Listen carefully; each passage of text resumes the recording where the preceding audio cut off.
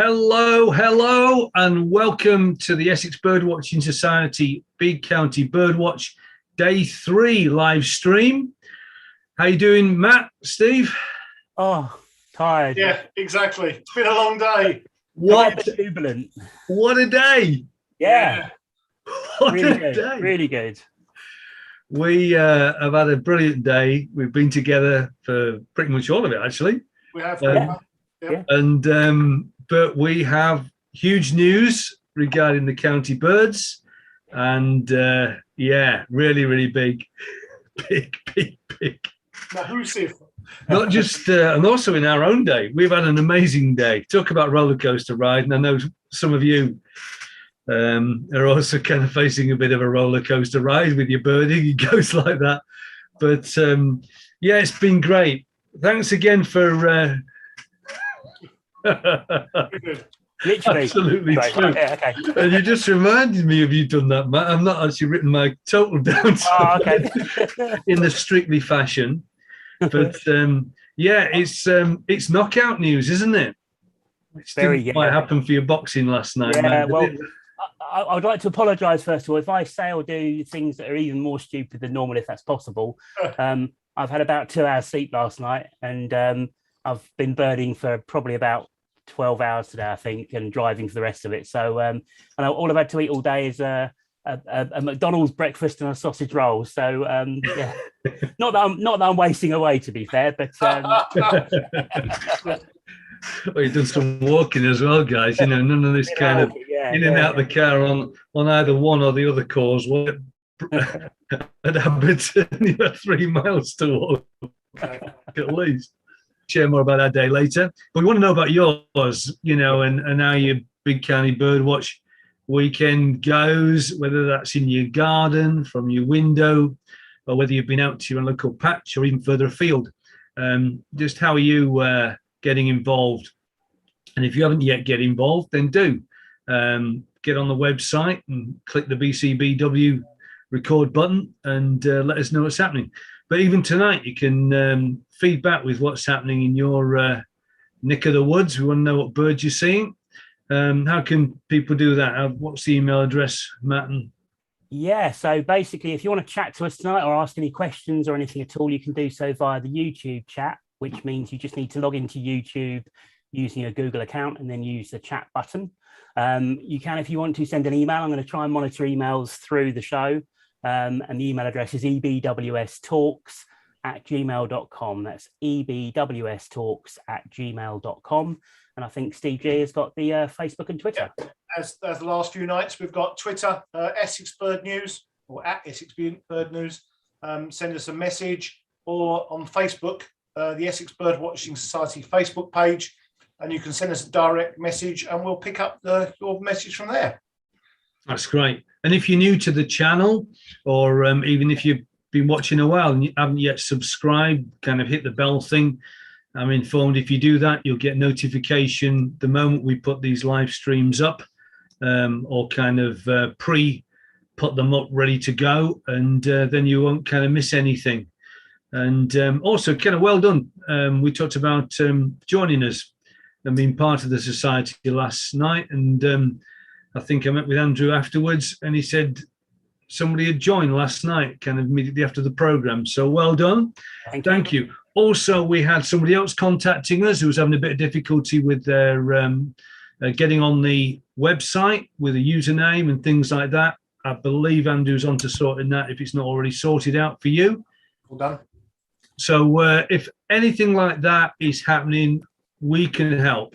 So please get in touch, email address you've just been given, or contact the society through the other methods, even post. We want to help and get you sorted out so you can be a full part of the society. What's he up to now? Sorry, my microphone's just fallen off. Just got stuck on the wheel of the chair, so I'm going to have to disappear for a second. It was going so well tonight. I thought we might get away without any... I think his wife's just, or is it Tina, your partner there, Matt? Kind of, is she around? Just come in the door or something? She's passing him his dinner, I think. He's getting a mouthful of dinner down there. Hello. Sorry, my microphone fell on the floor, and I've got a chair with wheels on it, and the wire got wrapped around the wheels. I couldn't pick it up. Sorry, there you go. Every night, there's something goes wrong. I think we need Andrew in to bring stats of the I day. think that's a great idea. Bring some order. Well, So I think Andrew's got something new. Should we tell people where we've all been today? We've been first. Yeah, I think so. Where have you been? Yeah, but where have we been? So, well, at what time did I pick you up this morning, Steve? Oh, do you know what? I think it was 4:45, something like that, 5 o'clock. 5, yeah. And the first place we went was McDonald's, of course. A lovely Mackie D's breakfast, as you do. Yep. And then we drove down to Steve Swinny's patch down in East Tilbury by Coalhouse Tilbury. Fort. Yeah, and we had a cracking morning there. Andrew joined us, didn't he? Yeah, Andrew, was yeah. there as well. Yeah, and we met up with Paul Wood, Pete Merchant. Yeah, two of the local birders that have birded this area around the weekend, and I've already thanked them on the WhatsApp. I want to thank them publicly for welcoming us to the patch. It's disturbing their patch with kind of a group of 7, was it, or however many was it running to? But and boy, did they perform. I don't think they could have done anything more than what they did today, but we'll share that news because that's big news later. It's good to, anyway, come on, Andrew. It's good to put some faces to names as well. That's what I like about meeting. You see these names on the website and people putting sightings out there, which is really important. But it's nice to meet people and put a face to a name. So definitely. Good point. Let's bring Andrew in and hold on a second. Here we go. Here he comes. How are you doing, Andrew? Hi, Andrew. Hi there. How you doing? Welcome. Yeah, good, mate. Good to see you this morning. Good to see you still up tonight. He looks better than the rest of us. Well, I've had some rest. It sounds like you've been busy with a birthday as well, but good stuff. Good. How did you enjoy? How was this morning for you down at East Tilbury? Oh, it was good. Really good. I mean, the light was amazing. Beautiful sunrise, wasn't it? Yeah. Oh, I really enjoyed it. Good stuff. Couldn't stay for longer, but there you go. That's good. Good. So it's more kind of app of the day, isn't it? Kind of, or kind of a new feature of the day than stats of the day. But what have you got for us tonight? Well, you asked me to put together a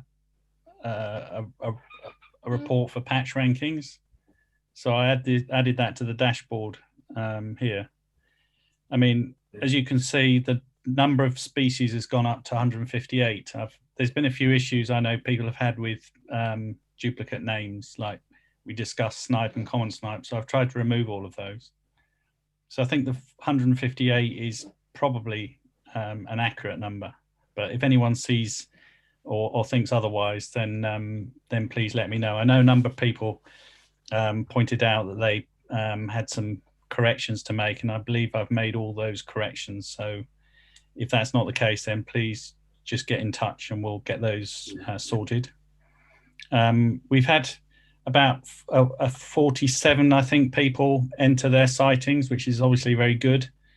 Still more time for people to put their sightings. I know sometimes it's not easy to put them in straight away, but it'd be good if you could put them on here and keep it as up to date as possible. That's a really good point. And if obviously tomorrow night's going to be our last program, so if you can by any chance get your sightings in for tomorrow night, then when we kind of present and Andrew looks at it, maybe kind of an hour or so, maybe kind of get them in by 5, 6 o'clock, something like that, if at all possible.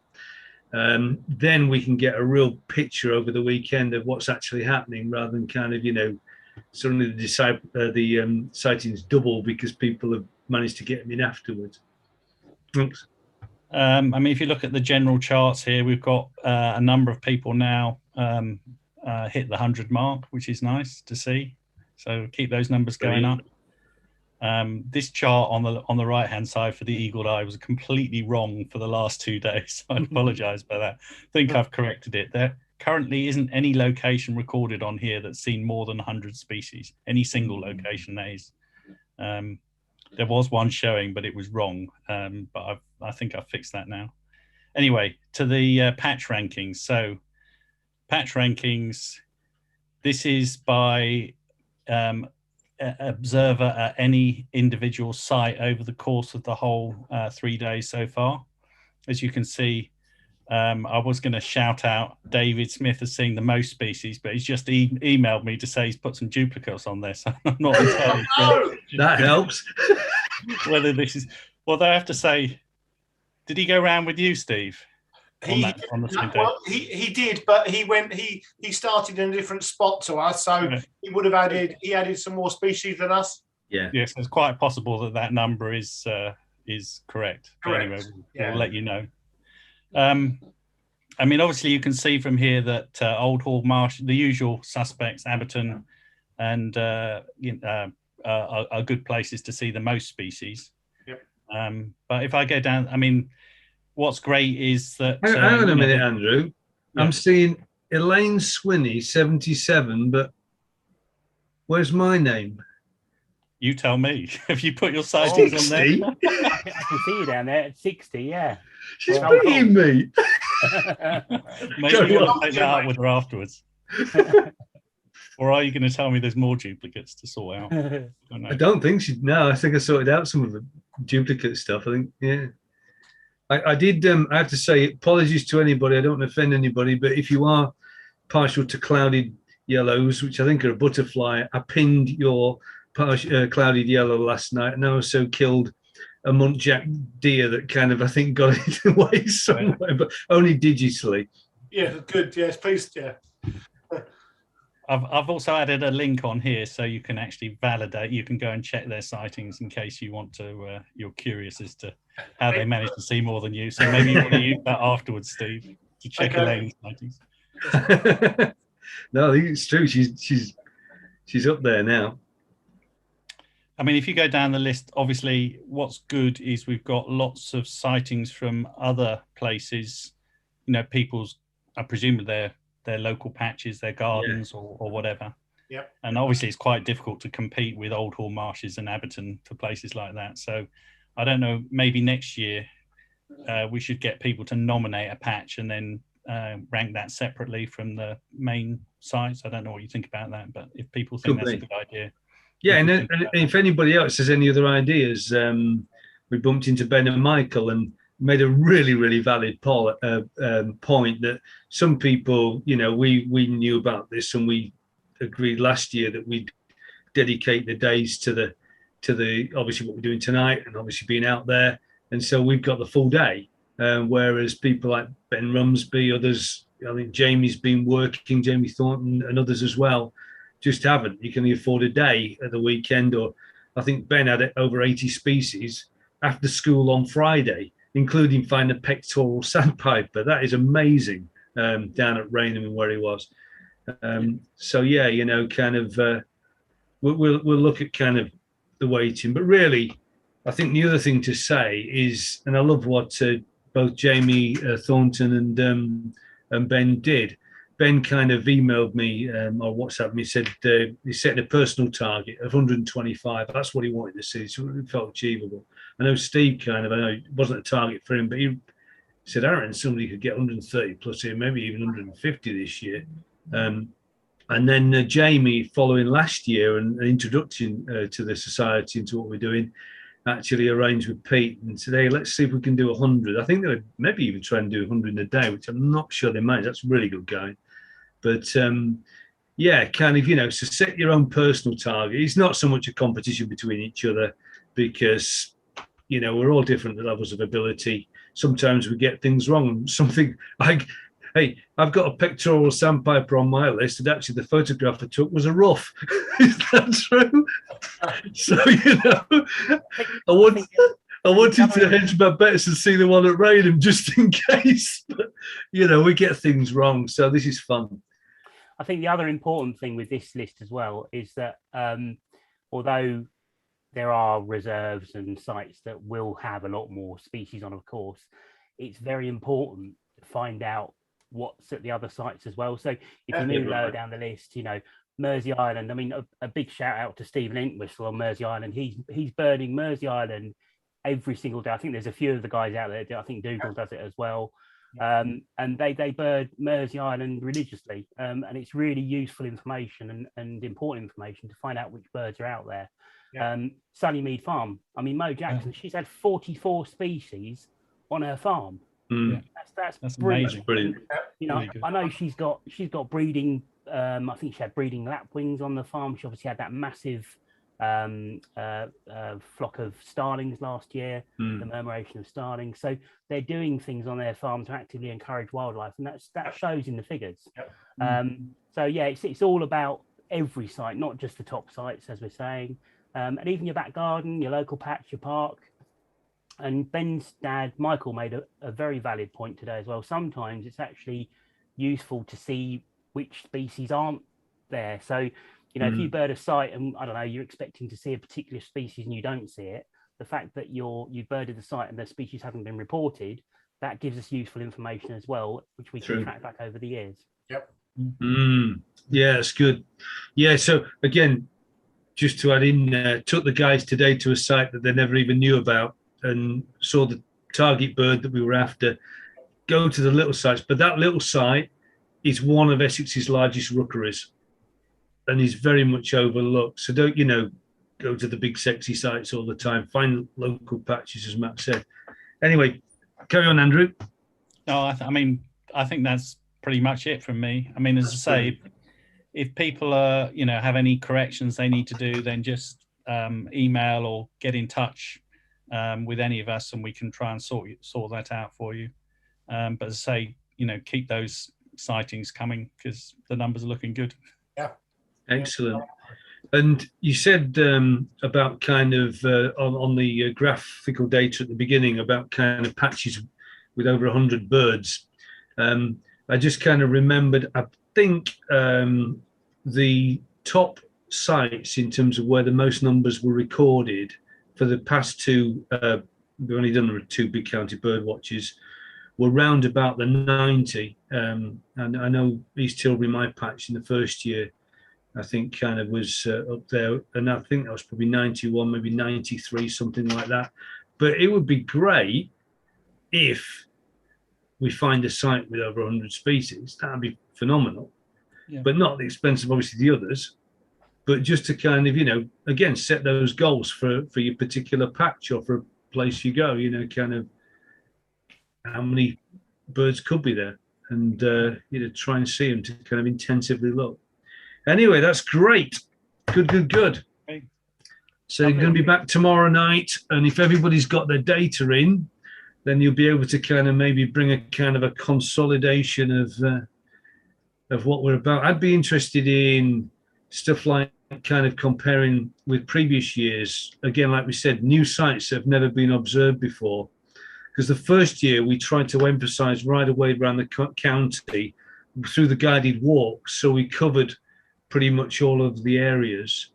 But to, get some kind of feedback on, new locations and areas, because some of them may even be kind of grid reference, might they kind of, I don't know whether you can do one of them heat map things, kind of. I don't want to now and then. I think so. Well, just even you're now. A tough taskmaster. Just now. No, I appreciate what you're doing. Lovely. Okay. Thank you, Andrew. Thanks, Andrew. Good. Thanks, Andrew. Tomorrow night. So, we got any more feedback, guys? Just let people know they can get in touch. Nothing. Anyone out there tonight? Yeah, we've got Malachi said hello. So hi, Malachi. Hi, Malachi. Jim Hume. King Cobra 66. I don't know who that is. It might be someone we know. I don't know. Stay secret. That's absolutely fine. But they could be one of the executive committee, kind of, going undercover. Yeah. Jim Hume has had. Ollie said hello as well. Hi, Ollie. How you doing? Hi. Jim Hume has had 103 species so far for the weekend. So I've actually put a reply on there. I put great work, Jim. But I think one of them is worth an extra 100 points. Don't say anything yet. Okay. Yeah, okay. And David Smith is watching. Hi, David. Hi, David. There's no duplicates in the first day report, but he did include a couple of species from Journey to Old Hall via Tollsbury and a couple not seen by Mr. G, Kingfisher and Peregrine. So to be fair, I think that's probably okay because Old Hall and Tollsbury are not exactly the same site, but they're kind of next to each other. So yeah. Cool. And King Cobra said no, they're new to here. So yeah, excellent. Thank you for joining us. Good. Thanks for joining. Yeah. Good. Thanks for coming back. Great stuff. So, should we talk about our day more in detail and maybe show you some pictures? How are we doing for time? 20 past. Well, we're doing well. We're fine. Who's going to start? Well, I've got some emails coming in, so if you guys start, I can try and deal with these while you're talking. Why don't you show our picture of the morning, Steve? Okay, so let me share the screen. If I can. And then if we're really clever, maybe I can kind of carry on with the two sightings there. Pretty much my only picture I took this morning. Again, left the camera at home again today. So this was through the phone. But yeah, beautiful morning sunrise over East Tilbury. Really was nice one. Yeah, it's like a little bit of mist. Yeah, it was very still, no wind. Birds were calling, all the waders. Yeah, phenomenal morning. Yeah, it's just a joy to be out and about. Actually, it really was good. So and that's all. That's all from me at the moment. More in a little while. Now let me see if my computer behaves here then, and I can share my screen. That one. Have you got a full picture screen of that? What have you got? Now you've got that, haven't you? That's the website. Oh, here we go. Website stuff. Let's go again. Come on. Sorry, guys. I can't see what you're doing. I'm doing emails still, so it almost makes me looking professional. I don't know about that. I'm gonna go again. Point video, computer audio, basic. Screen 1, screen 2, Windows Media. I think what's happened is because I've got that one there. Sorry, I'm just trying to fiddle around and get this. Do you want me to try share some of my pictures? Yeah. I think I might be ready to go now, Matt. Let me give it a go. Yeah, it's ready to go. I think if you're seeing that, yay! Have you got that? And is it full screen ish? Yeah, good. Good stuff. So yeah, we were out at East Tilbury with Pete and Paul.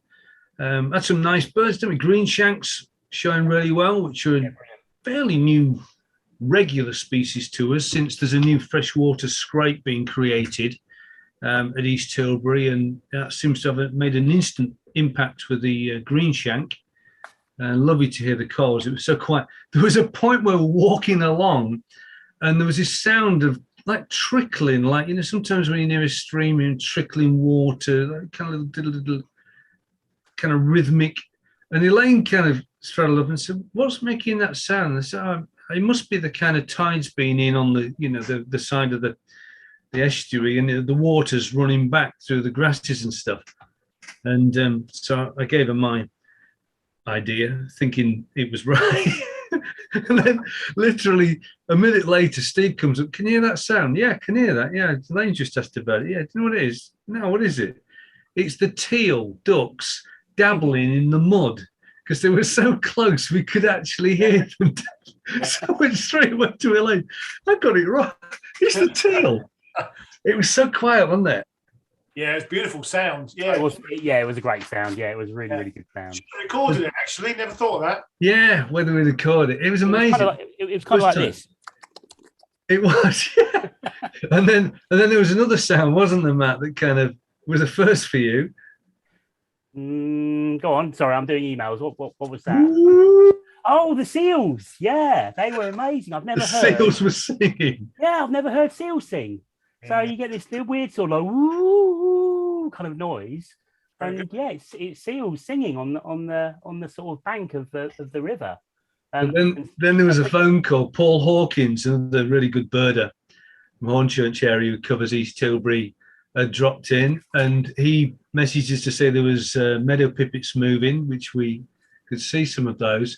But then this bird, which is actually an Arctic skewer, and we didn't actually see that. Even though we're on the same kind of section of river, Paul's further behind. But he had two Arctic skewer fly up the river. Not to see a lot of detail, but it's the shape of it. Yeah. It's a seabird. Those of you who have not seen those. And and the other bird that then we found, we might have found this just before actually, was this bird, again, very distant shot, record shots. And there's, again, Paul Hawkins took this because literally Paul Wood said tree sparrow. Yep. And we were at the end of the walk at East Tilbury near the disused sewage works. In that hawthorn bush, we all got on, there was 3 hawthorn bushes, we all got on different bushes. Those that got on the right one got a glimpse of it at the top. Those of us that didn't got a glimpse of it flying off, and one of us didn't get a glimpse at all, really. But yeah, tree sparrow is a really rare bird in Essex, really now, Steve, isn't it? Kind of used to be prolific. Used to be really common back in like the 80s, 70s, and 80s, and now, you know, almost like a handful of records a year now, which is really quite sad. What's the story behind the decline? Do you know, I honestly don't know. Presumably changes in farming, I would imagine. No, it's one of those farmland birds, isn't it? It seems a lot of farmland birds have declined, but it rose, you know. My first tree sparrows as a bird, I remember them kind of 20, 30 years ago.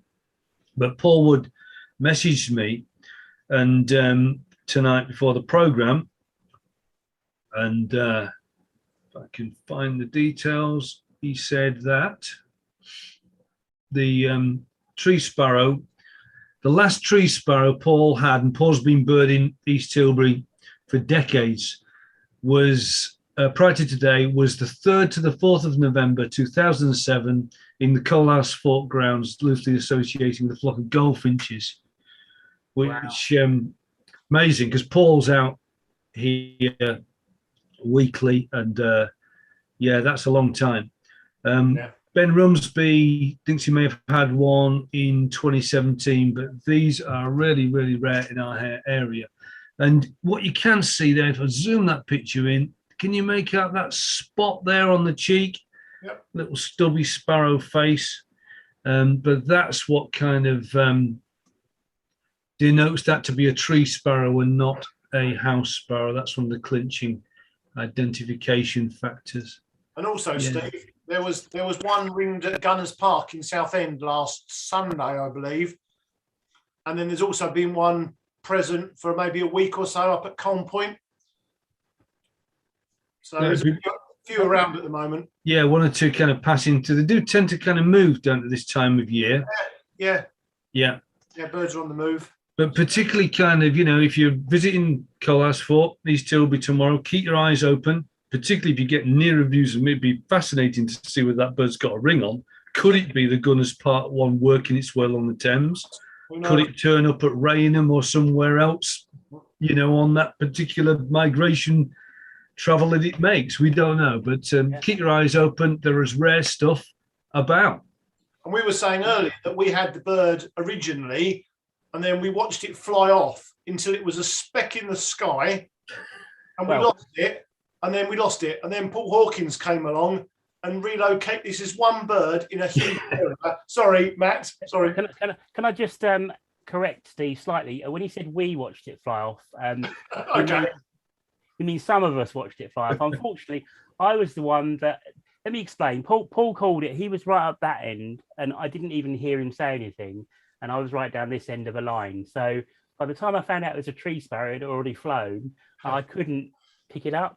So I was the one that didn't see it. But there you go. Not to worry.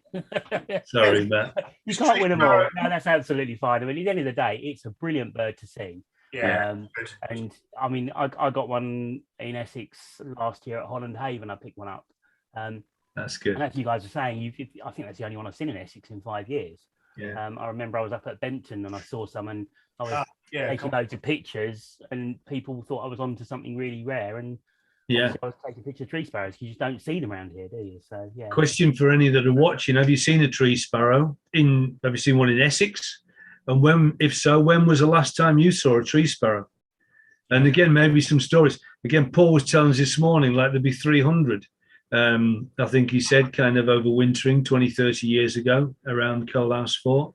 I remember seeing them around the car park and stuff and wondering what they were and finding out when we moved in 1990s. Yeah, what else did we see though? We had What birds did you tick off your list today from East Tilbury? Like green shank, stone chat, oyster catcher, yeah, and then song thrush and mizzle thrush in the same tree. Yep. And we had raven. Raven was a good bird. Raven's a great bird, wasn't it? Yep. Sand martin, house martin. Yep. Before I share any pictures, I've got just a handful of pictures from today. Got some messages on here. So Mick Woodruff says good evening. So hi Mick. Hi Mick. Tim Hayward as well has said hello. So hi Tim. Yeah, hi, Tim. Jim Hume says cracking photo, Steve. I'm not sure one he was referring to. Sorry, I'm a little bit behind. I think you mean Steve's G Dawn picture. You don't mean mine, but those pictures were actually Paul Hawkins. Malachi has put juvenile long-tailed skewer ? Against the Arctic skewer picture. It did kind of have a little bit of that. There was a little kind of tail on there. Sorry, go on. Sorry, he's corrected himself. He said, "Whoops, sorry, didn't mean to send that." So there you go. That's all right. Yeah, no, it's a good point. Skewers are really tricky to identify, and so don't be afraid of kind of saying it's a skewer. Yeah. We don't know. Even the big ones, the bonxes and stuff like that, and pomerines and Arctics. We were up in Norfolk looking at them, and we saw a bird, and in the 2 minutes or so, maybe less, we were watching it. It changed at least twice and back again. So don't be too kind of pedantic about what is which when it comes to skewers, particularly if the experts get it wrong. I think that's a really good point. If you're new to birding, I'm relatively new to birding. I'm hopefully getting a little bit better, but I still haven't been doing it as long as most. And if you're with a group of other people and they've been doing it for longer than you, there is a natural inclination to kind of keep quiet because you don't want to make a fool of yourself. Yep. And it's much better just to say, look, I've got something, I'm not sure what it is. And then somebody else can hopefully help you with the identification. And that way that bird doesn't get missed, because it's really easy even with 4 or 5 pairs of eyes, you may still be the only person that spotted that bird. Yes. So yeah, really important. If you see something like a skewer, I'd be honest, I'd say I've got a skewer, I'm not sure which one it is. Yep. And then maybe Steve or someone can help me identify it. Yep. So good. Great point, Matt. Just on that, Matt, we had that today, didn't we? We were talking about that gull. There was a gull. We weren't sure whether it was a yellow leg. It actually had a ring, but we couldn't get close enough to see it. Gulls are a species again. And Nick Lay on my way home tonight, he kind of sent a picture to our WhatsApp group this afternoon about a particular immature large gull. And said, I'm beginning, to try and get my head around gulls. Kind of anybody got any idea what this might be? I looked at it. I thought, I think that might be a lesser black-backed. And I let Steve have a look at it. And this afternoon, said, do you think that's a lesser black? Maybe, not sure. Kind of. So I said, I think it might be a lesser black-backed gull, but Pete and Paul might be able to kind of correct. Pete got back to me and said, herring gull. Often when you're looking at them in through the camera with the contrast and things like that, that affects the appearance of the gull, with it's a back camera shot. And that's the way to learn. Ducks at the moment, when they're in this eclipse, where they're changing their feathers to the winter feathers and stuff like that, they look really mucky ducks. So, yeah, don't be afraid to ask. Should I just finish off our little journey ourselves and then go to some of the pictures, some others?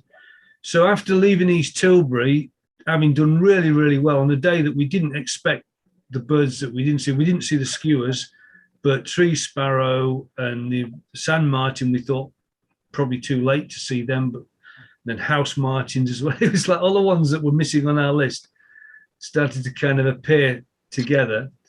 And then we visited this little nature reserve here. Don't know whether any of you have been to Linford Wood, near the Linford Methodist Church, near where I live. Little woodland, the rookery is there with over 200 rooks at the moment. But we went to see one species. The guys had asked one thing when they come to East Trip, they must see this bird. And I don't know whether you can guess, but there you go. Hey. And I did pretty well for you there, guys, didn't I? You did. Yeah. Yeah, really good. But after that, at the end of the day, we were walking through this Go on. woodland, and I've got my shorts on again, so I've been stung to bits again, and on top of the bites I had a couple of weeks ago. And Steve said, "Yeah, we're going to have ringneck parakeets in here." And Steve Grimwade and I are both looking at each other and thinking there's nothing in here at all. And then lo and behold, one called, and then there it was in the tree. So yeah, that was a really good shout. Has a pretty much. I don't know whether it's up to Swallow, birding guiding, but I was impressed by my standards. I was very impressed, Steve. Well done, mate. Can I apply for a job? No. Okay. Send me an application. No, because after this, it all went wrong. Rubbish bin here, mate. That's where they normally go. So. Because we then went to Langdon Hills Woodland to see woodland species. And this is about the only woodland species we saw, wasn't it? Yeah. Oh, man. How long were we there? Too long. Only about an hour or so, I think, wasn't it? Roughly. Oh, it was a long hour. Yeah. We were looking for nuthatch, tree creeper, but we just could not find pretty anything other than great tit, blue tit, and this. And then we kind of decided we're going to leave. We go down to Canby Point. We wanted to see the tide coming up just in case any birds came up to Canby in the Thames estuary. And so we were on our way, and we bumped into Ben Rumsby and Michael, who we'd been in that side of the wood through there. They'd just come in out of this side of the wood, and Ben had seen, what did he see? Nuthatch? Yeah. He got the wrong way. Cold tit, pretty much all the woodland species. So convinced us to go in this side of the wood where they'd been. And lo and behold, we were refreshed and ready to look again. And we saw nothing, didn't we? Can I make an observation? I've actually put something on Twitter about this. You can see all the bites on my legs. Now that was from 2 weeks ago at Titchwell. You don't have to zoom in, don't worry. I don't have to zoom in. People might be eating their dinner. But yeah, that was from 2 weeks ago at Titchwell. Should we keep going? There's a bit of mud on my legs as well. But yeah, it's an absolute nightmare. And those bites still haven't gone. It's terrible. So I just wanted to make sure people didn't think I got some kind of incurable disease and don't come anywhere near me. I haven't. It's just bites from the beach. The thing that gets me, we've got some new messages in. So we've got Jim Hume said he had a flock of 8 tree sparrows at the Naze a few years back, which that's excellent. Pretty good, actually. That's good. I mean, that number. Malachi has never seen a tree sparrow, so you will. Don't worry, you'll definitely. Let's hope you do at some point. Yeah, you definitely will. We've also got Mick Woodruff. There was a tree sparrow nesting where he worked in 2000 at the Blue Bridge Industrial Estate in Housted. Okay, that's really good. Yeah, excellent. David Smith, tree sparrow, Abberton, VC. What's VC? Am I being stupid? Visitor Centre. Oh, Visitor Centre. I'm being stupid. And then Goldhanger in 2010. And then Malachi, he said he was once at Raynham and thought, no, it can't be. But then he said to Ben Rumsby, who was birding with him at the time, is it a white stork? And he said, "Call blimey, it was." So yeah, they saw a white stork at Raynham, which is good. That's excellent. Jim Hume says, I presume he's referring to my legs. Oh no, he's not. He's referring to the bird. Ringneck parasite, he's called it. So ringneck parasite. Yeah. There is that debate. We've been there. Yeah. And there was nuthatch at Fingering Hoe this morning, calling by the car park. So that might be useful. May get lucky, but that might be useful. We'll come back to Fingering Hoe later on, I think. We may come back there sometime. Should I show some of my pictures from today? Is that all right? Hang on a minute. I've got one or two more, Matt, because after Langdon Hills, we have you got anything before Canby? No, you do yours. I'll do mine in a minute. No problem. Okay. Do you want me to do the video? Yeah. Do it. Yeah. Oh, yeah. Brilliant. Okay. So this is Canby Point, and Elaine, my wife, took this picture, and we had a nice time there, and we really kind of saw some stuff, didn't we? Yeah. We did. Sandwich Turn being one of them, long way off, but nice record shot. And I think the next one's a video. So do you want to just share, Steve, what happened before that and what we were seeing? Because you picked that other bird out, that hawk. Yeah, to be fair, I mean, Canby is probably best if you have northeasterly winds. it funnels birds into the Thames and up the river. So westerlies and southwesterlies are pretty rubbish, to be fair. And I suspect that's probably because why we were the only ones there today, because you know, on paper you wouldn't go. And you know, so Steve said, we headed down there, and you know, we had a few gannets and sandwich terns, common tern, and then I happened to pick up a razorbill on the water, which was quite a nice little find, and not a particularly common bird in Essex, especially this time of year. And then what else we had? Oh, we had med gulls, of course. Med gulls. Can I just point out that during the course of the afternoon, I had to actually apply fire-resistant clothing to the right-hand side of me because Mr. Grimwade was literally on fire. I'd be scanning the water, and then I'd put my scope down, and he'd pick his up, and within like 3 seconds, he'd be blurting something out, and he'd found this amazing bird flying down the river. So go on, Steve, reel off what you found. Well, if Steve shows the video, and then well, explain it a little bit if I can. Yeah. Hopefully, I'm getting a block map, advanced sharing options. What do I do there? Yeah, you go to the hang on. top and you share. Advanced, and I need to find the little position of the screen, portion of the screen, and share that. Right, okay. So if you got this little portion of the screen there, now these birds are not going to be big. You're looking for a little kind of dark speck there, but this is going to be a seabird that comes into play. So Kenny, you might expand your screen or look carefully. And there's 2 segments, 2 birds coming through here. You got your bins ready? Okay, here we go. Okay, watch carefully right here.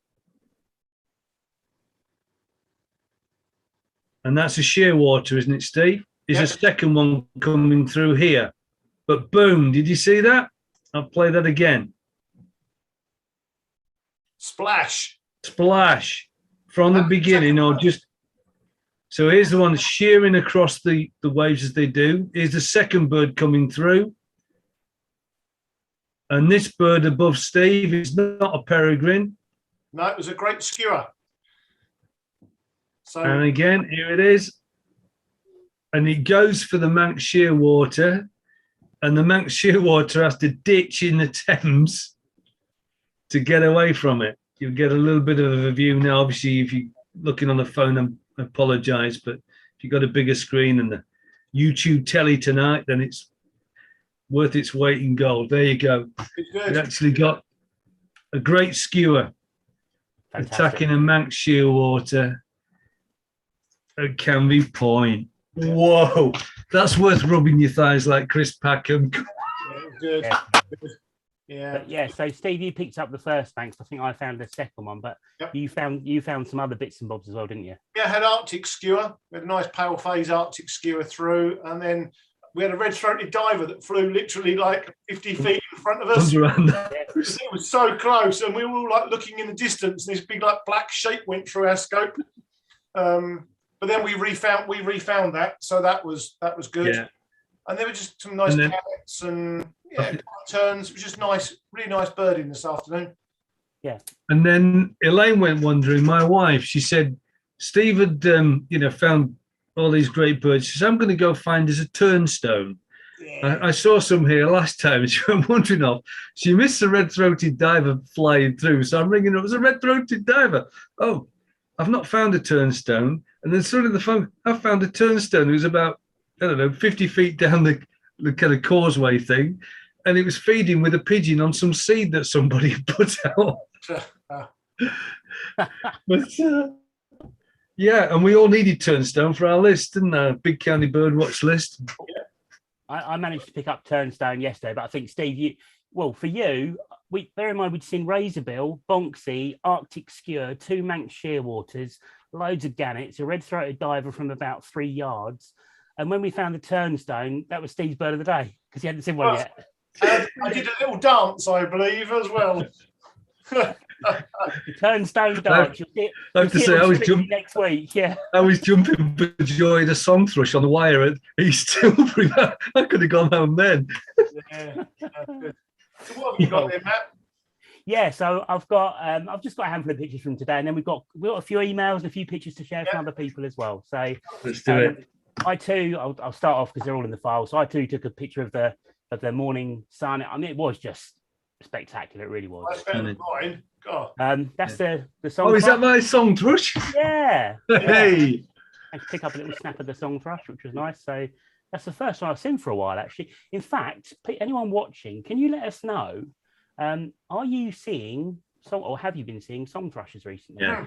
I'm assuming they obviously breed earlier in the year and make a lot of noise and sing and so on, but they just seem to have disappeared from everyone's patches. So are you seeing them? Have you got them all in your garden? Where have they gone? Can I make a request, Matt? If anybody's seen a chaffinch, please let me know. Then I mean, this is a 200% crop of the picture, so it's not a very good picture. Apologies, but I picked up a Sedge Warbler in the ditch. You guys had kind of moved on a little bit, and I was walking a bit behind as usual, and just scanned the ditch, and this little Sedge Warbler popped up, and a white throat as well. Stone chats, I think 3 or 4 stone chats we had down there, didn't we? Good number of stone chats. And there was loads of this is at Tilbury, there were loads of tit flocks flying around, chiffies everywhere, Chetty's warblers. I mean, what, a dozen do we reckon we had? Yeah, probably getting on for that. Yeah. That's obviously the ringneck. Again, I wasn't sure which pictures you'd done, Steve, so that's the picture. No problem. The ringneck. Nice to see that branch twice. Yeah, definitely. He was so annoyed about that little branch. Oh, lovely. And then again, a bit of a heavy crop because obviously it was like a mile away on the Thames. But that's the razorbill that Steve G picked up on the water. Really cracking little bird. Yeah, nice. And then that's just my rubbish picture of the Bonksy right over the other side of the Thames. So that's about it. But yeah, I mean, I'd just like to say that Canvey. Last year I went to Canvey during BCBW and it was brilliant. We all went together. This year we've done the same thing. It was brilliant. So if anyone wants to do any sea watching in Essex, obviously you've got Holland Haven, which has got a good lookout point. But Canvey Island and the mouth of the Thames, and I'm sure further upriver, Tilbury, of course, and various other sites along the river. But it's good practice. I don't do it enough. And when you sit and do it for a few hours, it's actually really enjoyable and it's relaxing, and you're seeing things that you don't normally see on your patch. So get out there and do some sea watching, and let us know on the Essex Birdwatching Society what you see. Yeah, absolutely. Yeah, I think it's probably worth saying though, just you will need a telescope to do sea watching. It's too far often for binoculars. People will help you and you will see some stuff, but really it's one of those when you're looking at estuaries and sometimes the big mud flats as well. You do need to invest in a telescope when you can. Good stuff. Right, should we do some pictures that people have sent in? Absolutely. And then we should do where people are going and what they're seeing. Yeah, so let me see if I can cue some of these up in the background. Hopefully I'll close down the right things and won't close down the whole meeting. If we disappear in a minute, you can all blame me. Right, so Paul Brayshaw. Again, if Paul's watching, I don't know if he is watching or not, but if he's watching, just like to thank Paul, not only for all the reporting he does from Frinton, but also for giving us daily updates for the BCBW, which is really nice. So Paul sent in a couple of pictures. So he's put on here a return to time spent. Sorry, they Scoter. I think it looks like it to me. Yeah, that might be Brent's actually, possibly. So I'm trying to get the scale. Long wings for Scoter. Yeah, but can you zoom it a bit, Matt, please? Yeah, well, let's read his email quickly. Go for it. We'll shortly explain. So, a return to time spent looking at the sea and sky with some steady nippet movement in the morning, 311 nippets, and then Brent passage picking up nicely in the afternoon. I reckon they're Brent's. Total of 1,324 south in 48 flocks. Wow. Highlights were a fulmer, which is quite scarce in September, and some nice divers with 5 red-throated divers and a cracking summer plumaged close black-throated diver. Wow. Unfortunately, there wasn't a Thames barge in view today, so he couldn't mirror the EBWS logo. So I think that gives it away. They're definitely. He's got the shape. Thought they were. They look quite long-winged. And I think the other picture he sent in, and this is actually a really interesting picture because I've always wondered with Paul how on earth he reports so many birds out at sea, and I think now we know. Yeah, this is obviously Paul's personal Frinton observation post, and I guess this is where he sits and does all his sights and sounds and so on from. So yeah, thank you very much, Paul. Steve's having a very close look there. Going to try and come and stand outside and have a look. Yeah. Fantastic. No, what a wonderful view. God, very. You know what? I think if I lived there, I would never get any work done at all. I'm not sure Paul does either, to be honest, Matt. I'm sure he does it after dark. Right, so that's some pictures from Paul. Now, next up, we're going to have, if I can line them up, and again, please bear with me because I have to do each one separately. So we've got Tim Hayward. Now, Tim has sent in some pictures from Abberton today. So he went to Abberton this morning. Hopefully you'll see the first one in just a second. There we go. So he's put, hi Matt, some rewards from my visit to Abberton this morning. A marsh harrier enjoying her breakfast. That's from Billett's Farm Hide. Cool. A couple of crows looking on. He's put the crows got the scraps when she was done. That's quite interesting because those crows, you can tell from their body language, they don't really want to go anywhere near her at the moment, do they? So they're waiting for the goodies. And he said it was an FLG was also seen. So an FLG, I wasn't really sure what that stood for, but it stands for funny looking goose. So you've got the goose in the background. And I guess that looks like a canalag, I think we call them, don't we? Yeah, canalag, yeah. Yeah, it's Canada grey lag, aren't they? Yeah, Canada goose breeds with a grey lag goose, and you get this sort of weird combination of the two. And yeah, I think he sent another picture in of a grey lag and a mallard with the canalag. So yeah, thanks for those, Tim. Another one of the marsh harrier there as well. Really, really good. So let's get rid of those. Excellent. And we've also got from a lady called Kay Fuller. Now, Kay, I think she may be somebody new, maybe to watching or to the society, but she sent in some pictures from her garden. Now, these are pictures of, where are we? Here we go. Got some starlings in her garden. I just really wanted to say thank you very much to Kay for sending these in. And as we said before, you know, birding from your garden, from your patch, you don't have to be stood on a seawall with a scope for 10 hours to do bird watching. You can look out of your garden window for 15 minutes with a cup of coffee, write down what you see, report it on the Ebbs Birdwatching Society site, and it's all useful information. So we've got some starlings in our garden. One of them sticking her head in a, I don't know if that's like a feeder or something maybe they're using, or maybe something they're nesting in the pipe. Yeah, could be. And we've got a collared dove in the middle there on the washing line. And then I think we've got some starlings having a little bath in the garden. Nice. And I think this looks like the rear end of a house sparrow to me. Another one to the left there, Matt, I've just noticed as well. Oh yeah, here. Yeah, there is leading over. That's a little ornamental bird in scale, doesn't it? Yeah, that's good. And then the final one, she went for a walk as well. So she said, after completing her bird count of the garden this morning, I was walking across local recreation ground in Old Corringham, saw a big flock of starlings. So yeah, thank you very, very much indeed for sending those pictures in. Fantastic. Excellent. Yeah, and I think we've got one more set of pictures. Hold on one second.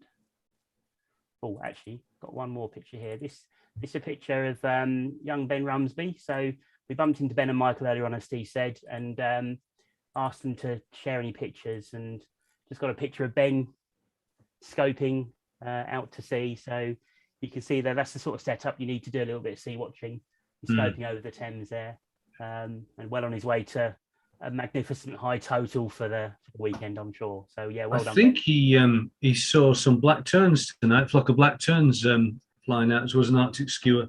Yeah, that's good. So he came in after hearing our news and yeah, see what he could pick up. But good luck. I see Ben's actually messaged me, and he's already kind of planned his timetable for tomorrow between school and preschool to get out and see what he can. We have the Raven, Ben, if you've not seen that, just after first light. So if you need Raven, East Tilbury might be the place, or somewhere around there. But go for it. Very finally, we've got some pictures sent in from John Ward. John Ward sent a little email as well. And he said, thank you for the brilliant coverage and YouTube videos. He's really enjoying it. So yeah, thanks for that, John. That really appreciate that feedback. He only had a couple of hours available this afternoon, which included Abberton and his local patch. And he thought he'd send in a couple of pictures of some of what he saw. Gull identification isn't good yet, so these may very well be some common species. So that one to me looks like a young great blackback. Do we think maybe? Yep, looks like it.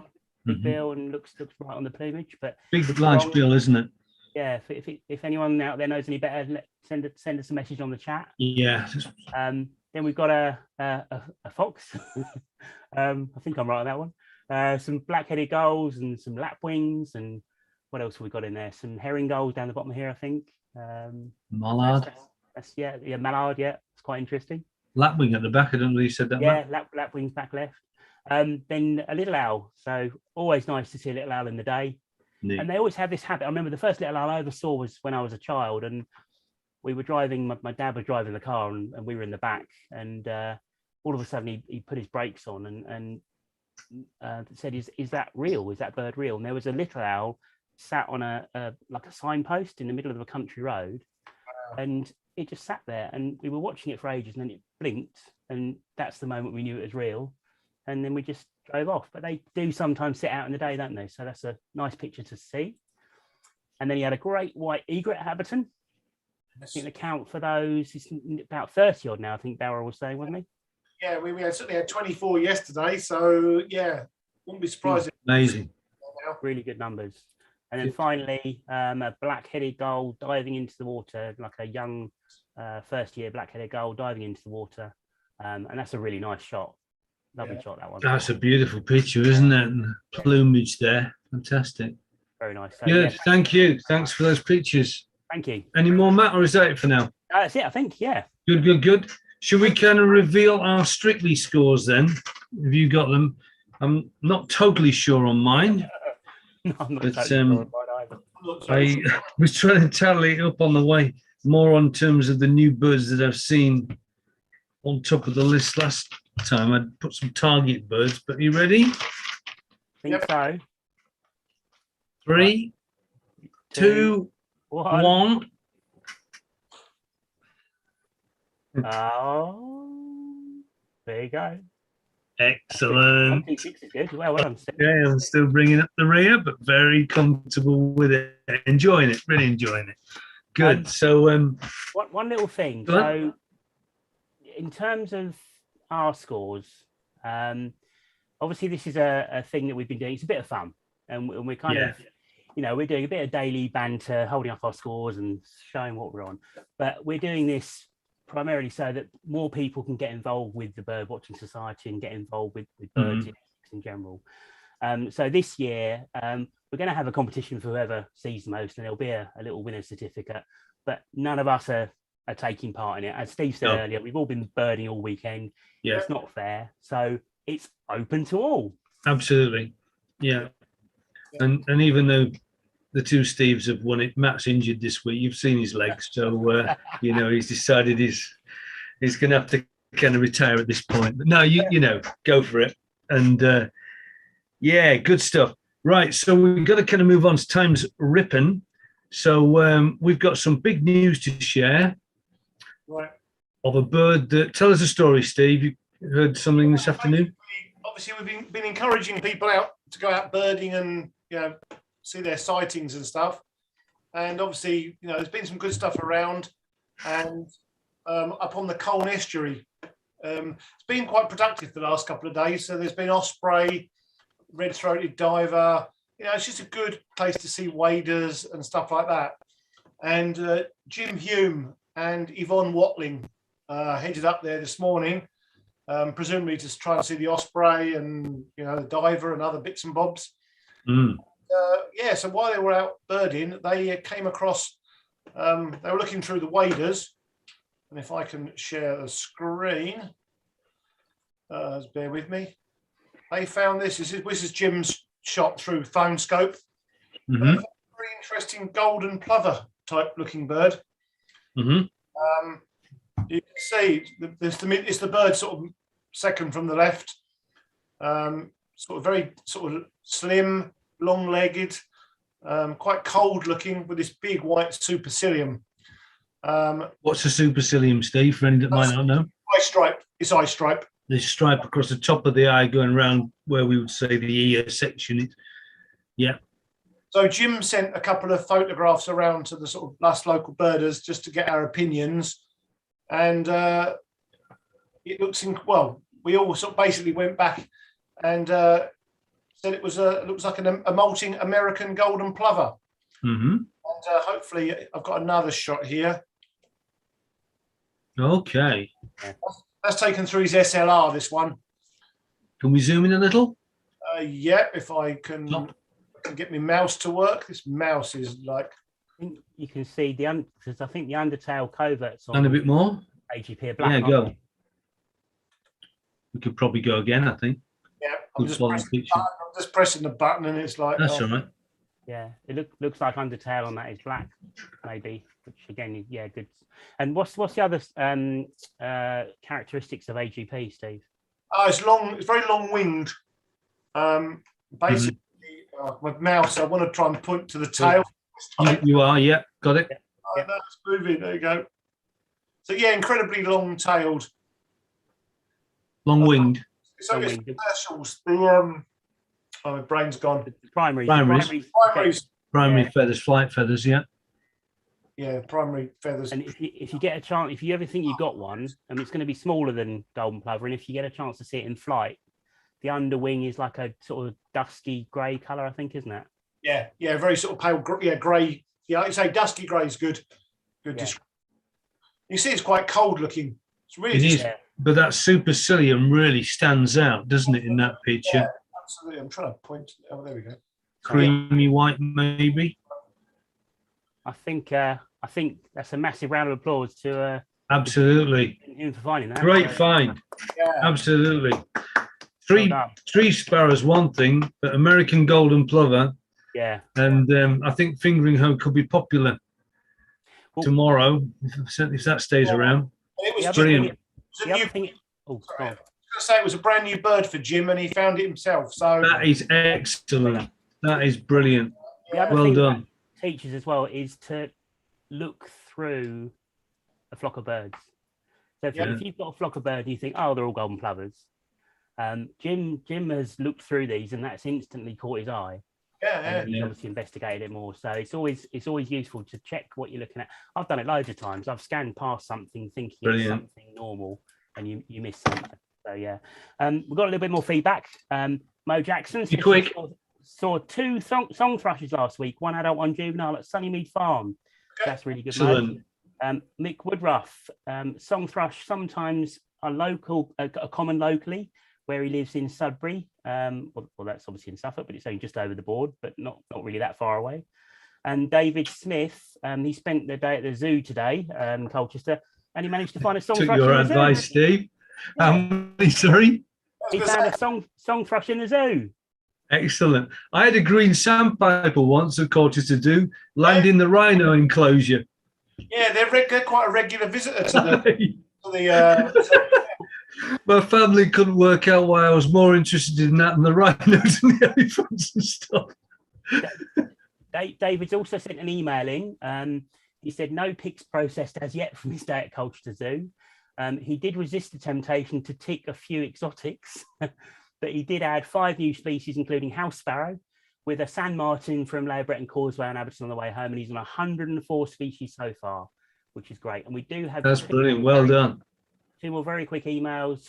Michael Rumsby, they were watching a skier on the Thames at Rainham a couple of weeks ago. It started as a great skier, then it became an Arctic skier as it wasn't flying, and then they changed their mind again and put it back to a great skier. So,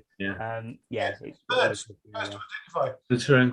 And at Rainham, you wouldn't be, massively away from the bird. It's still a distance, but you'd be closer than some of the sea watch points. And final email, Mo Jackson, they ringed 6 tree sparrows in 2017. So that's really good. Yeah, very good. David and Mo do a bit of ringing out there. So yeah, well done. Well done. That's excellent. Just had a message from Ben Rumsby to say he's on 117 species. Oh, well done, Ben. Very, very well done. Excellent. Superb. I've just got a message before we close. I know Paul Wood rang me yesterday and was having petrol problems, and Martin Gathercole was asking me on Twitter, or we were dialoguing, and I think he needed help. And I've actually found, again, exclusive, don't share this kind of too far away, but a petrol station that doesn't have a queue, and it's actually open. I know everybody's kind of leaning in at this point. Let's do a basic screen share there of, it's open all hours. So if anybody needs a petrol station that's open all hours and doesn't have a clue, is it going? Yeah. Yeah. Everyone's groaning. There's your petrol station. This one's on Skookum Island, unfortunately, but they're the best ones to go to, I can tell you. Okay, so what about the patch then? So patches today. Patch of the day is, so we haven't got long. Drum roll. What we're going to do? We're going to do a competition, I think, where you guys get to choose the patch of the day. Okay. Quickly, go on. Well, probably in third place, what would we say?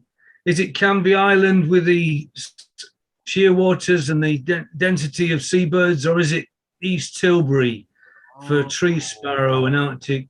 What would you say, Steve? I'll leave that one for you. Canvey. So that in third place. In second place, it would be East Tilbury then. Oh, for us, but obviously other people have been out. Yeah, other people. I think there's only one. There's only one winner. Yeah, Old Hall's been quite good today. Yeah, but this is second place.